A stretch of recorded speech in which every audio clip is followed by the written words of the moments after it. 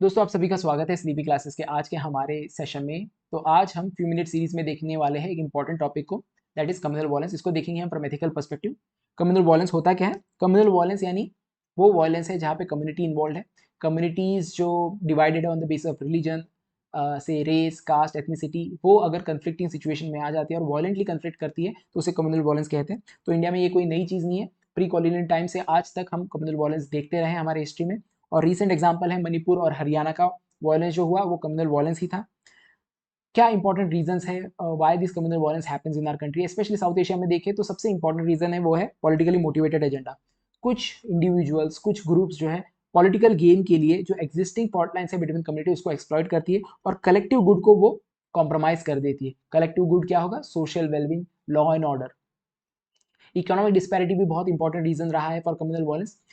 Societies में disparity होती है, बट उस डिस्पैरिटी को अगर हम कम्युनिटी से जोड़ के देखें, यानी हम कंपेयर करें अपने कम्युनिटीज़ को कितने रिसोर्स मिले, दूसरे कम्युनिटी को कितने रिसोर्स है, तो अगर हम ऐसे कंपेयर करते हैं और हम मान के चलते हैं कि देर इज़ अ डिस्पैरिटी, या हम कह सकते हैं कि स्टेट जो है प्रेफरेंस दे रही है टू डिफरेंट अदर कम्युनिटी, तो इससे एनिमोसिटी बढ़ती है between community and it ultimately leads to violence.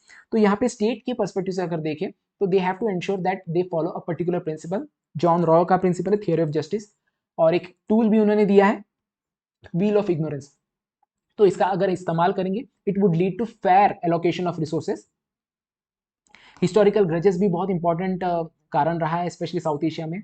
जो कम्युनल वायलेंस को एक तरीके से एक सोर्स की तरह काम करता है। हिस्टोरिकल ग्रजेस एक एनर्जी की तरह काम करता है, जिससे लेटेंट एनर्जी कह सकते हैं, वो मैनिफेस्ट कर जाती है इनटू कम्युनल वायलेंस। तो ये जो पास्ट रेजेंटमेंट है ये हमें दिखाई दिया in Babri Masjid demolition and subsequent what we can say riots. अब ये जो रिजेंटमेंट है इसको दूर कैसे किया जा सकता है? एरिस्टोटल का बहुत ही इंपॉर्टेंट योगदान है यहाँ पे।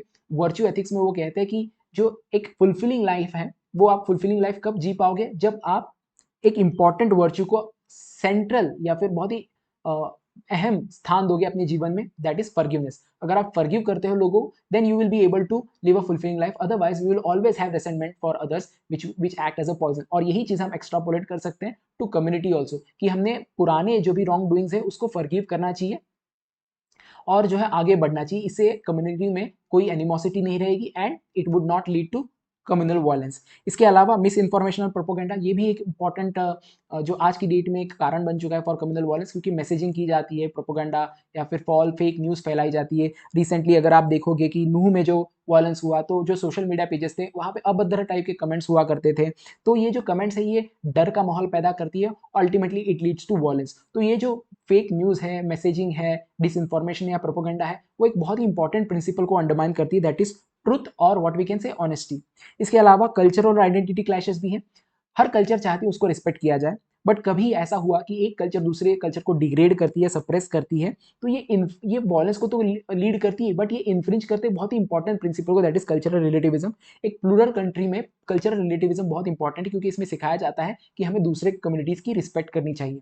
इसके बाद जो इम्पैक्ट है कम्युनल वायलेंस का वो समझने की कोशिश करते हैं। सबसे बड़ा इम्पैक्ट है on loss of life and property.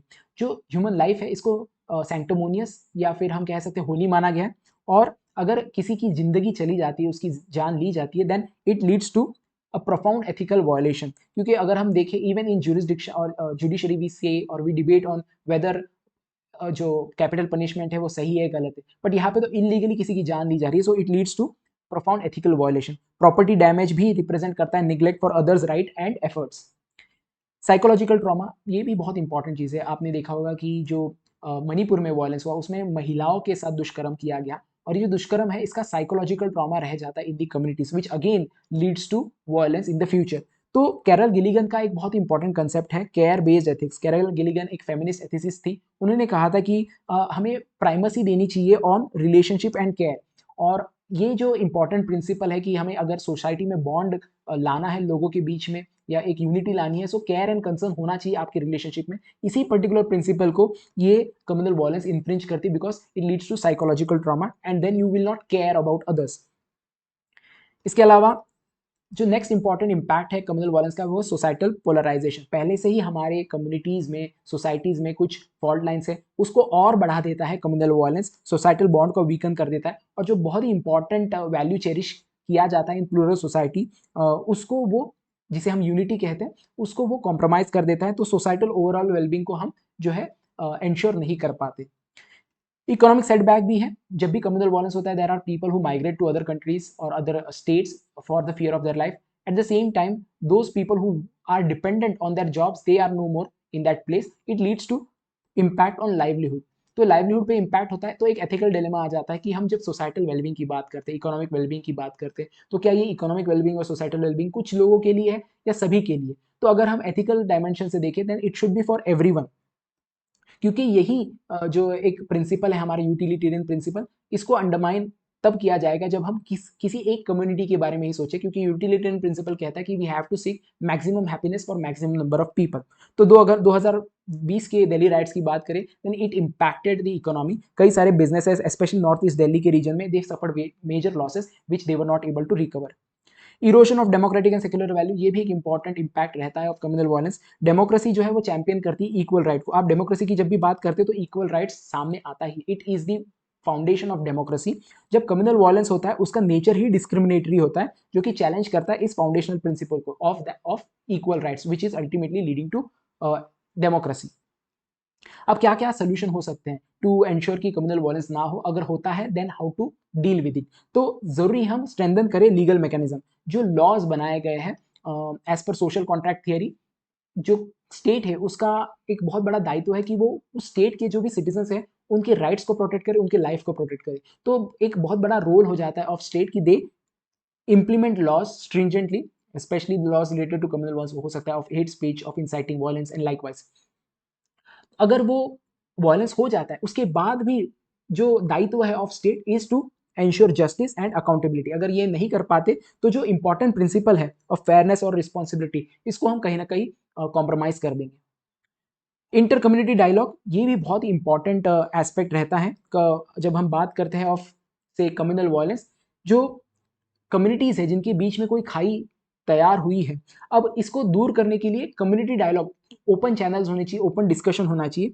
ये रीइंफोर्स करेगा principle of respect for every individual regardless of communal background, और ये म्यूचुअल अंडरस्टैंडिंग को बढ़ा सकता है।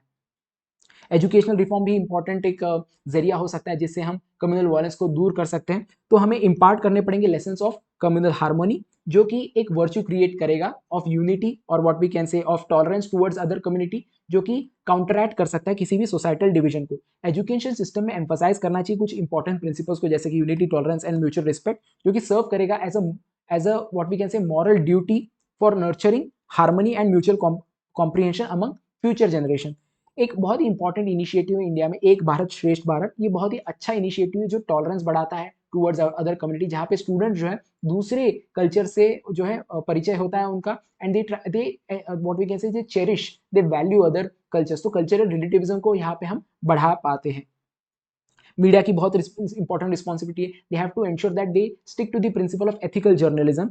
तो इन्होंने ट्रुथ पे ही फोकस करना चाहिए कि ट्रुथ जो है वो ढूंढ के लाना चाहिए और किसी भी तरह से फेक न्यूज को नहीं फैलाना चाहिए। इसके अलावा सेंसेशनलाइज जो है ये आज की डेट में बहुत ज्यादा बढ़ गया है, ये सेंसेशनलाइजेशन ऑफ न्यूज, इसको कम करना चाहिए और रीएंफोर्स करना चाहिए प्रिंसिपल ऑफ ऑनेस्टी, जो कि हेल्प करेगा in preventing any potential Discord between communities. Economic inclusivity बहुत इंपॉर्टेंट है, स्पेशली जब हम स्टेट के लेवल की बात करते हैं। दे हैव टू एंश्योर कि जो रिसोर्सेज है स्टेट के पास उसको उन्होंने इक्विटेबली एलोकेट करना चाहिए, या उसको जो है हम कह सकते हैं चैनलाइज करना चाहिए, ताकि डिस्पैरिटी कम हो सके और हम फेयरनेस के प्रिंसिपल को एंश्योर कर सके हमारे गवर्नेंस में।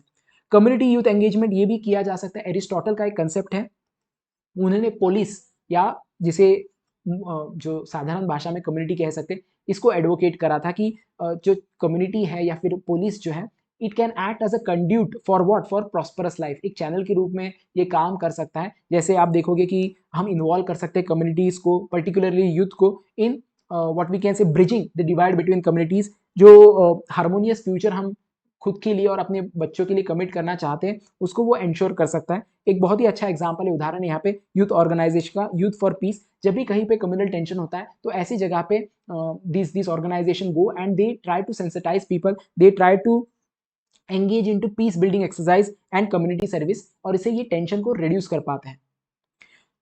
इस पर्टिकुलर सेशन को या इस टॉपिक को एंड करते with a quote, Mahatma Gandhi का कोट है, unity to be real must stand the severest train without breaking. इसका अर्थ क्या है कि अगर हम यूनिटी की बात करते हैं, यूनिटी इन डाइवर्सिटी बार बार कहते हैं, बट क्या ये यूनिटी इन डाइवर्सिटी सच में यूनिटी है? अगर वीकेस्ट फोर्स से ये हिल जाए, अगर एक मैसेज आ जाए, कोई गलत इंफॉर्मेशन आ जाए, कोई डिवाइड करने की कोशिश करे, उससे हम हमारी यूनिटी ब्रेक हो जाती है, तो क्या ये रियल यूनिटी है? तो यूनिटी उसी को कहा जाता है जब वो सीवियरेस्ट, सबसे ज्यादा सीवियर स्ट्रेन को भी वो विदहोल्ड कर पाए। तो ये एम्फसाइज करता है importance of truth, unity and harmony which should be resilient even in the phase of adversity and challenge. ये फिटिंग रिफ्लेक्शन है on the discussion around communal violence, और ये कोहेजन को जो है प्रमोट करता है in diverse societies like India. तो ये तो रहा हमारा आज का टॉपिक। अब जाते जाते आपको हमारे कोर्स के बारे में भी जानकारी दे दूं। अगर आप 2024 के लिए प्रिपेयर कर रहे हैं for UPSC, you can avail our course, general studies course, at a very least cost और what you can say affordable price. इसमें आपको क्या क्या प्रोवाइड किया जाएगा? आपको पूरा जीएस का कंटेंट प्रोवाइड किया जाएगा, इसके अलावा ऐसे का कंटेंट होगा, subject wise daily current affairs आपको मिलेंगे, इसके अलावा क्विज के थ्रू आप अपने प्रिपरेशन को इवेल्युएट कर सकते हैं, मेंस आंसर राइटिंग 100 से ज़्यादा क्वेश्चंस, इसके आपको सॉल्यूशंस मिलेंगे, वीडियो सॉल्यूशंस मिलेंगे, इसके अलावा live doubt session, access to Telegram group और साइकोलॉजिकल काउंसलिंग भी मिलेगा। इसके बारे में और जानकारी अगर चाहते हो तो आप कॉल कर सकते हैं हमारे नंबर को, या फिर हमें ईमेल भी कर सकते हो on our email address. So that's it from today's session, let's meet in the next session, till then thanks and bye.